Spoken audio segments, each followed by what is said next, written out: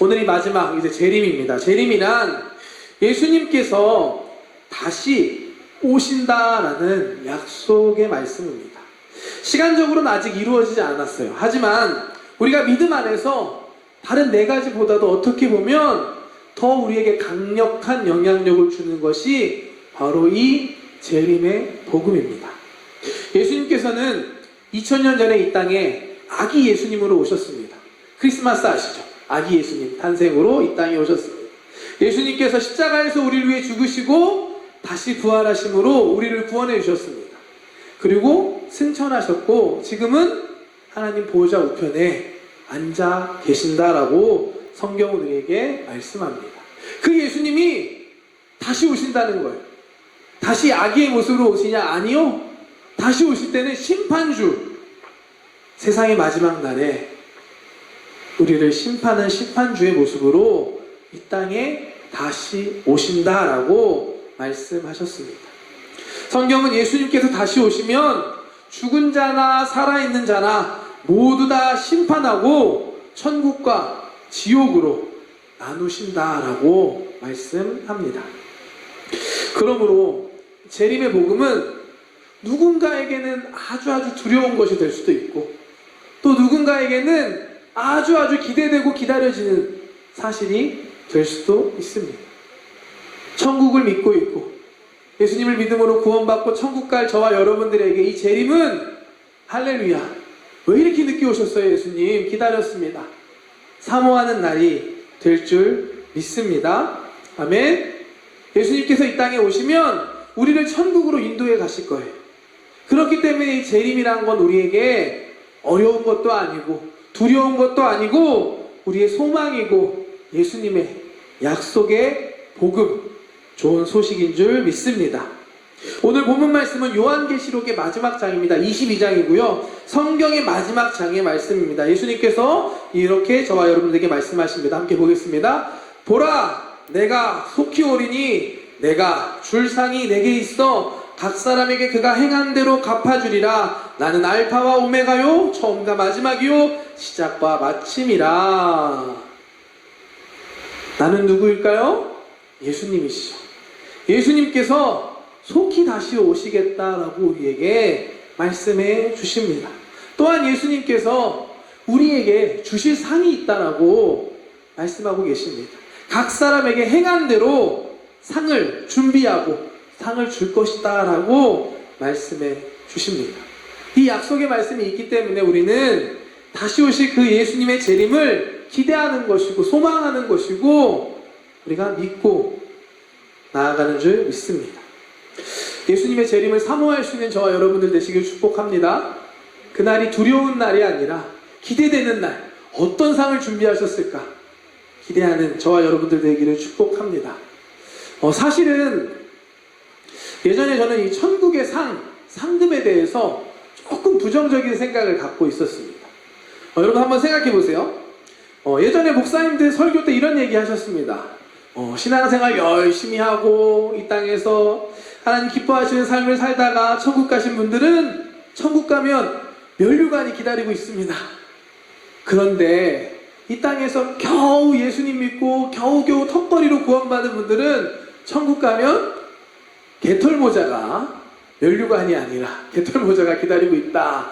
이런 말씀을 하는 걸 제가 들은 적이 있는데 여러분 어떻게 생각하시나요? 천국에 누군가는 면류관, 누군가는 개털모자 이런 차이가 있을까요? 전 사실 이 얘기 들었을 때 그러면 천국이 아니잖아 라는 생각이 들었습니다. 누구는 더 좋은 거 받고 나는 조금 못된 거 받으면 서운하기도 할 것이고 시기되기도 할 것이고 그러지 않을까요? 그렇다면 그것이 과연 천국일까? 이런 생각을 한 적이 있습니다. 제 생각에는 천국이라면 누구나 다 공평하게 행복하고 공평하게 상받고 해야 되지 않을까라는 생각을 가졌었던 것 같습니다. 그러던 제가 조금 생각이 바뀌게 된 계기가 하나 있는데요. 포스터 한번 보여주세요. 네. 무서우니까 검은색 배경으로 한번 바꿔주세요. 네. 눈빛이. 네. 네. 제가 신이 보낸 사람이란 영화입니다. 2014년도에 나온 영화고요. 극장에서 봤습니다. 이 영화는 북한에서 목숨을 걸고 신앙생활을 하는 그리스도인들에 대한 이야기입니다. 탈북을 준비하면서 겪는 슬프고 안타까운 이야기도 있고 그 과정 속에서 순교하는 이야기도 스토리에 있습니다. 이 영화를 보는데 제가 그런 마음이 들더라고요. 나는 이렇게 편안하게 믿고 있는데 지금도 저렇게 목숨 걸고 예수님 믿고 있는 사람들이 있잖아요. 근데 만약에 천국 갔을 때 그 사람이나 나나 똑같은 대우를 받는다면 그게 불공평한 거 아닌가? 라는 생각을 하게 되었습니다. 여러분 어떻게 생각하세요? 여러분이 생각하시는 천국은 어떤 모습인가요? 사실 천국 자체는 우리에게 복된 소식입니다. 우리가 구원받은 것 자체가 우리가 뭘 해서 얻은 게 아니라 은혜로 받은 거기 때문에 우리는 천국을 기뻐하고 감사할 수밖에 없습니다. 구원받은 것 자체가 하나님의 은혜인 겁니다. 거기다가 오늘 본문 말씀 보면 예수님께서 분명히 상을 준비하고 계신다라고 우리에게 말씀하십니다. 각 사람에게 행한 대로 갚아주시겠다라고 예수님께서 말씀하십니다. 어떤 상일지는 모르지만 여러분들 모두가 그날이 되었을 때 푸짐한 상을 하나님께 받는 저와 여러분들 되시기를 주님의 이름으로 축복합니다. 아멘. 아멘. 그때 와서 누구 이렇게 더 받았나 이렇게 비교하지 말고 감사하는 여러분 되시길 축복합니다. 하나님 앞에서, 예수님 앞에서 착하고 충성된 종아 수고했다, 고생했어, 잘했어, 이렇게 칭찬받는, 상받는 우리 토모니 청년부가 되기를 축복합니다.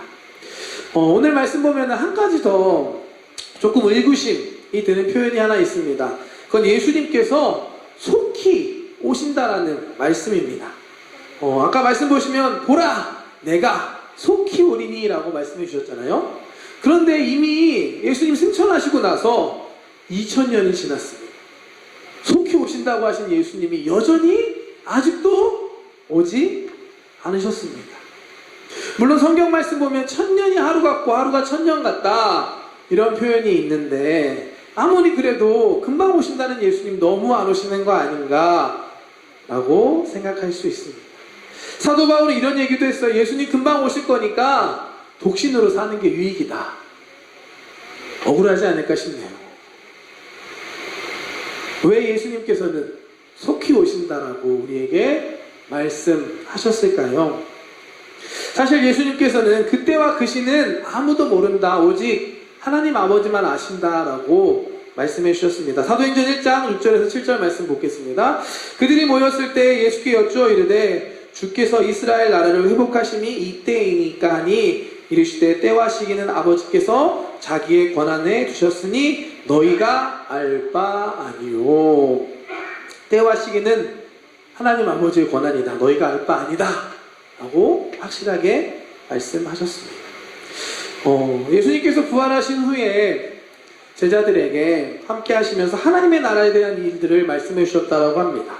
당연히 제자들은 이 하나님의 나라에 대한 궁금증이 있었을 겁니다. 그래서 승천하시기 전에 예수님께 방금 말씀에서 본 것과 같이 언제 이스라엘의 나라, 하나님의 나라가 회복되겠습니까? 라고 질문을 했고 거기에 대해 예수님께서는 그거는 하나님의 권한이야 라고 말씀해 주셨습니다. 그렇다면 예수님께서는 왜 속히 오신다라고 말씀하셨을까요? 어차피 하나님의 권한 안에 있는 건데 그것은 그 안에 우리를 향한 예수님의 마음이 들어있기 때문입니다. 마가복음 13장 32절 말씀 한 번 더 보겠습니다. 그러나 그날과 그때는 아무도 모르나니 하늘에 있는 천사들도 아들도 모르고 아버지만 아시느니라. 주의하라, 깨어있으라. 그때가 언제인지 알지 못함이라. 33절 말씀입니다. 주의하라, 깨어있으라. 그때가 언제인지 알지 못한다. 예수님께서는 우리에게 주의하고 깨어있으라라고 말씀하십니다. 그때가 언제인지 모르니까 마음 놓지 말고 깨어서 그때를 기다리고 준비하라라고 말씀하십니다. 그렇기 때문에 우리에게 내가 속히 올 거야 라고 말씀하고 계신 겁니다. 마태복음 25장을 보면 열처녀 비유가 나옵니다. 결혼식을 앞두고 신랑을 기다리는 10명의 처녀가 있었습니다. 그 중에 5명은 미련한 사람들이었고 5명은 슬기로운 처녀들이었다고 합니다. 슬기로운 5명은 신랑이 혹시라도 늦게 올까봐 등을 준비하면서 별도의 기름을 따로 더 준비합니다. 그런데 미련한 5명은 등은 준비하지만 기름을 따로 준비하지는 않았습니다. 결국 신랑을 기다리는데 신랑의 도착이 점점 늦어지고 한밤중이 되어서 신랑이 오게 됩니다. 신랑이 도착했다는 소식을 듣고 보는데 이 등불이 이미 꺼져가려고 하는 겁니다. 그때 기름을 준비한 5명은 새로운 기름을 넣고 신랑을 맞이해서 잔치에 들어가지만 기름을 준비하지 못했던 5명은 기름을 그제서야 준비하려 하다가 결국엔 신랑을 만나지 못하고 혼인잔치에 들어가지 못하는 이야기입니다. 말씀으로 한번 볼까요?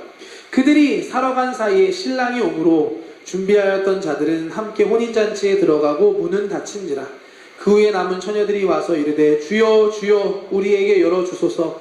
대답하여 이르되 진실로 너희에게 이르노니 내가 너희를 알지 못하노라 하였느니라. 그런즉 깨어있으라. 너희는 그날과 그때를 알지 못하느니라. 참 안타까운 얘기죠. 예수님께서는 이와 같은 비유를 통해 우리에게 잘 준비해야 된다는 사실을 가르쳐주고 계신 것입니다. 이 두 그룹의 처녀들의 차이는 무엇이었을까요? 기름을 준비한 사람과 준비하지 않은 것입니다. 둘 다 등은 들고 있었습니다. 어떻게 보면 겉으로 보기엔 비슷했을 거예요. 등 들고 있으니까. 그런데 한쪽은 그 안에 기름이 부족했습니다. 이 열처녀 비유에서 이 기름을 준비하지 않았던 5명은 왜 준비하지 않았을까? 우리는 이 이유는 알지 못합니다. 신랑이 늦게 오지 않고 빨리 올 줄 알았던지 아니면 그냥 아무 생각 없이 기다렸던 것인지 정확한 이유는 알지 못하지만 확실한 건 그들의 준비가 부족했다라는 사실입니다. 결국 이 부족한 준비로 인해 이 5명의 처녀들은 혼인잔치에 들어가지 못했습니다. 우리에게 한번 적용해 볼까요? 여러분 예수님 믿으시나요? 예수님 다시 오신다는 말씀도 믿으십니까? 아멘? 그렇다면 그날을 준비하며 살아가고 계십니까?